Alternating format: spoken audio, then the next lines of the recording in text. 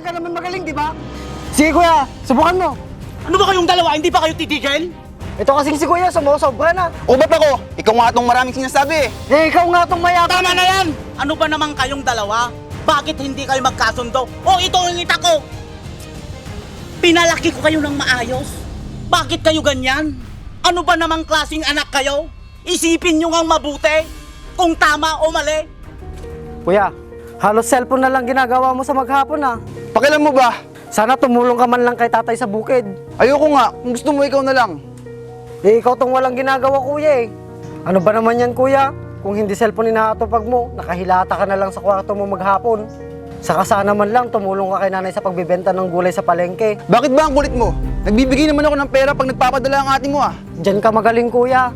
Imbis na magtrabaho ka para matulungan mo yung asawa mo, lagi ka na lang umaasa sa pinapadala sa'yo ni ate. Hoy, wag mo akong pangaralan ah. Tandaan mo, kapatid lang kita. Kaya umayos ka.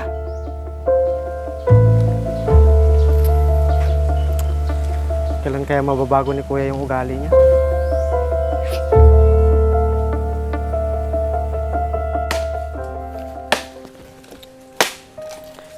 Tay, ito na po yung kahoy. Sige, lagay mo na lang doon.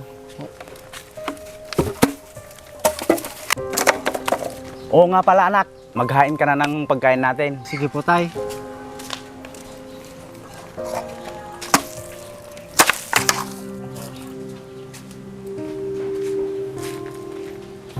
Oh, saan ka pupunta? Sa kusina kuya, maghahanda po ng pagkain. Mabubuti pa nga at gutom na rin ako. Kung tulungan mo kaya ako kuya, wala ka din namang ginagawa eh. Kaya mo na yan. At isa pa, masakit ang ulo ko. Hindi sasakit yung ulo mo kuya kung hindi ka naglasing kagabi. Pumunta ka na nga lang doon. Ang dami mo pang sinasabi. Tsaka isa pa, wala kang pakialam kung naglasing ako kagabi. Alam mo kuya, kung yung ginagastos mo, iniipon mo na lang. Hoy! Wag mo akong pangaralan ha. Hindi ko naman kinukuha sa'yo yung pambili ha. Hindi nga sa akin kuya, eh yung pinapadala naman sa'yo, winawaldas mo. Eh ano naman sa'yo? Pera namin mag-asawa yon. Kaya gagawin ko kung anong gusto ko. Nagpapakahirap yung asawa mo kuya para lang kumita. Tapos gagastusin mo lang sa mga bisyo mo. Imbis na ipunin mo, maging responsable ka naman sa asawa mo kuya. Ang dami pang sinasabi. Hindi ka na lang maghain.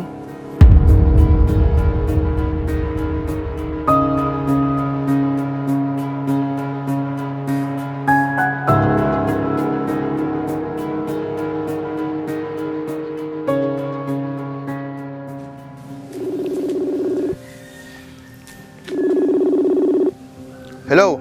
O mahal, napatawag ka. Oo, mahal. Kukumustahin ko lang sana kayo. Ayos lang kami dito. Napatawag nga pala ako kasi magpapadala ako sa'yo ng pera. Idagdag mo yun sa ipon natin, ha? Ah, ganun ba mahal? O, siya. Sige na. Tinatawag na ako ng amo ko. Bye. Oh, sige. Bye.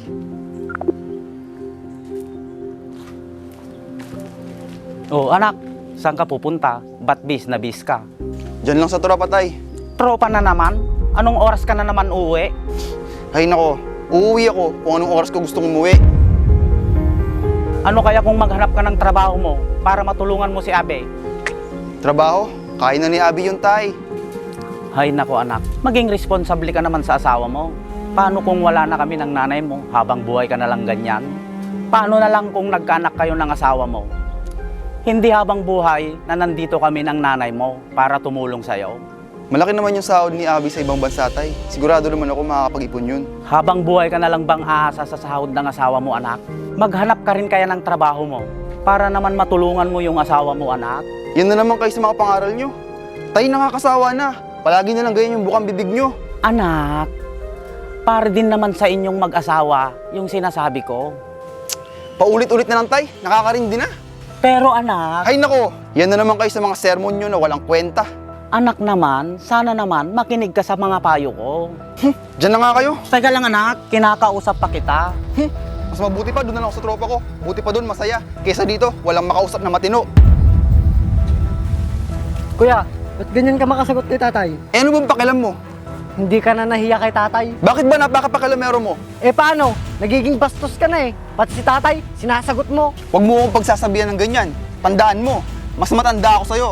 Kaya ikaw ang bastos. Eh totoo naman yung sinasabi ko kuya ah. Oo nga, ikaw nga yung mas matanda, pero ikaw yung walang silbi. Huwag mo ako sumbutan ng ganyan, baka makatikim ka sa akin. Eh bakit kuya? Totoo naman yung sinasabi ko ah. Ba't ba ang kulit mo? Hindi mo ba nitikom yung bibig mo? Sige kuya, diyan ka naman magaling, di ba? Hindi ka talaga titigil? Sige kuya, subukan mo. Ano ba kayong dalawa? Hindi ba kayo titigil? Ito kasing si kuya, sumusobra na. O ba't ako? Ikaw nga itong maraming sinasabi eh. Eh, ikaw nga itong mayabang. Tama na yan! Ano ba naman kayong dalawa? Bakit hindi kayo magkasundo? O ito ang ita ko!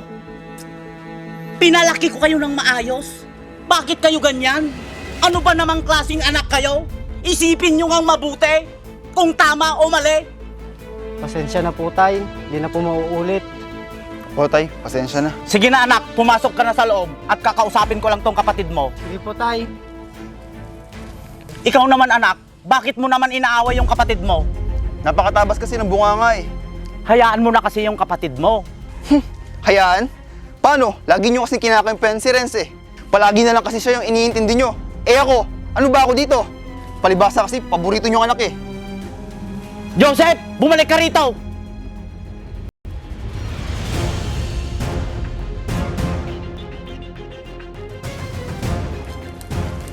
Hey pre, O pre, anong balita? masama pre. Nga pala, gusto mong pumunta doon sa amin. Pumunta yung mga tropa eh, giinuman kami. Daming chicks pre. Sakto pre, nagpadala si Mrs. eh. Misis? Sige, basta ako nang bahala mamaya sa pulutan. Huwag ka mawawala ah. Sige, mamaya na lang ah. Sige. Pabili nga po. 10 2x2. Oh kuya, saan ka ba galing? Kanina pa nag-aalala sa'yo si tatay ah. Wala ka nang pakialam kung saan ako nang galing. Teka kuya, parang lasing ka ah. Inubos mo na naman siguro yung padala sa'yo ni Ate Abby. Bakit ka ba nangingialam? Eh ano naman sa'yo kung gastusin ko yung perang pinapadala ni Abby? Sa amin naman mag-asawa yun ah. Tumabi ka nga dyan!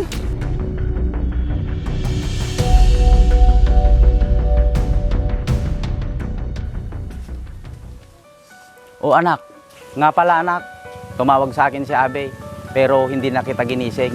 May sinabi siya sa akin. Ano po yung sinabi niya, tay? Uwi na dito si Abe dahil natanggal daw siya sa trabaho. Ha? Ganun ba? Sige tay, tatawagan ko na lang siya. Sige anak, pasok na ako sa loob.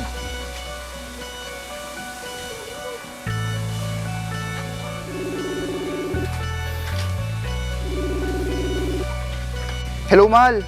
Totoo ba yung sinabi sa akin ni tatay na natanggal ka daw sa trabaho? Oo, mahal. May ipon na rin naman tayo, di ba? Ha? Eh, mahal. Naubos na kasi. Ha? Paano? Sinosobrahan ko naman yung padala ko sa inyo, di ba? Teka, mahal. Magpapaliwanag ako. Ipaliwanag mo nga sa akin pag uwi ko dyan.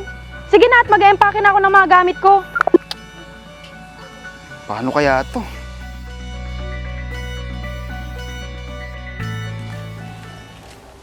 Oh, ate. Hoy, Renz, nandiyan ba yung kuya mo? Ay oo ate, andyan sa loob. Teka, tulungan na kita. Oh, sige, salamat. Puntahan ko na lang muna yung kuya mo. Sige ate, pasok ko na lang to sa loob.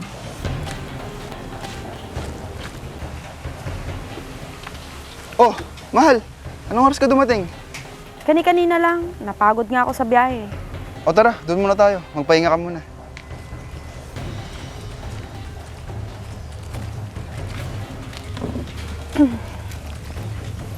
O nga pala, mahal. Yung tungkol sa ipon natin. Naku, pasensya ka naman ha. Nagastos ko kasi. Di ba sabi ko naman sa'yo, naipon natin yun para sa bahay. Eh kasi mahal, sorry. Napasubo ko sa tropa eh. Ano? Tropa? Sa mga tropa mo lang inubos yung mga pinadala ko sa'yo? Ano ba yan, mahal? Nagkakandahirap ako sa pagtatrabaho para lang may padala sa'yo. Para may ipon tayo. Tapos sa tropa mo lang gagamitin yung pinapadala ko sa'yo? Sorry talaga mahal. Joseph naman. Mahal, sorry na. O Abe, nandiyan ka na pala. Ay, tay, mano po? Mukhang may problema kayong dalawa ah. Ito kasing si Joseph tay, ginastos niya lahat ng padala ko sa kanya na dapat para sa bahay. Imbis na iniipon niya. Pasensya ka na tay ah. Pero mas makakabuti siguro para sa aming dalawa kung magkakahiwalay na kami. Ha? Hiwalay? Oo, mas mabuti nang hiwalayan na kita. Wala namang nangyayari sa ating dalawa. Teka anak, huwag ka naman magpadalos-dalos sa desisyon mo. Buo na po talaga yung desisyon ko, tay. Makikipaghiwalay na po talaga ako sa anak nyo. Mahal, pag-usapan mo na rin Ay to. hindi! Wala na tayong dapat pag-usapan pa. Pinagkatiwalaan kita, Joseph. Pero sinira mo lang. Sige po, tay. Mauna na po ako. Sandali lang, mahal. Hindi na! Mahal! Pinagsabihan na kita, pero hindi ka sa akin nakinig. Kaya nga tay eh. Sana nung una pa lang nakinig na ako sa'yo para hindi na umabot sa ganito. Nandyan na yan anak eh. Hindi mo na mababawi ang yung minsang pagkakamali. Hayaan mo, tay. Babawi na lang ako sa mga pagkukulang ko sa inyo. Maraming salamat po, tay. Kasi nandiyan pa rin kayo sa kabila ng mga nagawa ko. Anak, huwag mo munang isipin yung paghiwalay niyo ni Abi. Palamigin mo muna yung ulo niya. Hintayin mo muna yung oras na magkaayos kayo. Opo, tay. Maraming salamat po talaga kasi nandiyan kayo at tinutulungan niyo ako. Anak, sino ba naman ang magtutulungan kung hindi tayo lang? Sana magsilbing aral yung mga nangyari sa'yo, anak. Opo, tay. Sige anak, huwag ka nang malungkot. Nandito kami ng pamilya mo. Tay, kain na po tayo. Oo kuya, asan na si Ate Abby? Renz, wala na si ate mo. Naghiwalay na kami. At sana mapatawad mo rin ako sa mga kasalanan na nagawa ko sa'yo. Naku, huwag mo nang isipin yun kuya. Payakap nga sa inyo. Tara na mga anak, baka malamig na yung pagkain sa loob. Sige, tay.